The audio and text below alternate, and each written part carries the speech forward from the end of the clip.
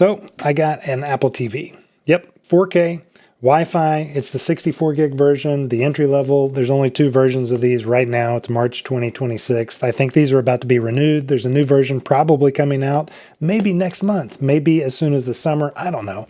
But you know what? I'm now officially a fanboy. Everybody on the internet likes these, and for good reason. I finally see what all the fuss is about. Hooked it up to this computer screen right in front of me to set it up. Had my iPhone out. Everything, of course, works seamlessly with that. It was up and running in no time. I got it for a couple different reasons, mainly just so we have a better experience of just opening and closing and going back and forth between apps on our televisions. I ordered one for the upstairs, and I'm going to order another one probably today for downstairs because this is just the way to go at this point. But I had another sort of niche reason that I wanted to get this, and it's with a new feature that came out the other day, which is, what is that feature?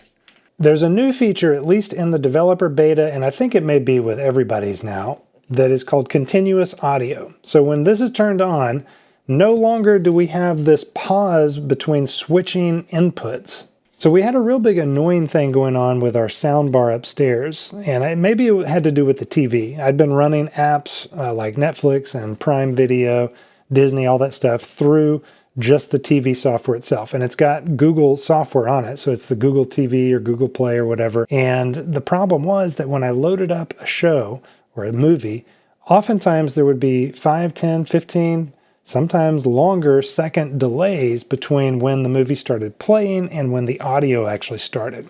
Something was happening where that audio signal, even though it was something good like Dolby Atmos in a lot of cases, it just wasn't starting at the same time. Super annoying. High quality problem, I know, but a problem nonetheless.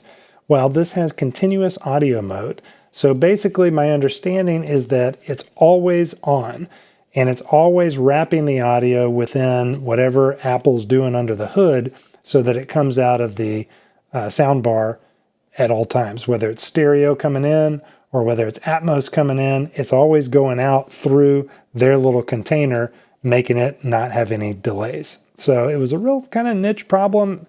I'm sure other people are annoyed by that as well, but this solves it. So that was one reason. The other is that it's just a slick ecosystem of apps.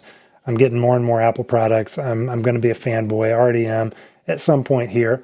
But then my wife uses the Beachbody app to do her workouts. And we've been previously having to set that up on a laptop and plug it into the HDMI port that was extra. Now we just have the app on here because they have an Apple tvOS app. So problems solved, streamlined everything, and we really like this so far. Great experience. Very happy with this purchase.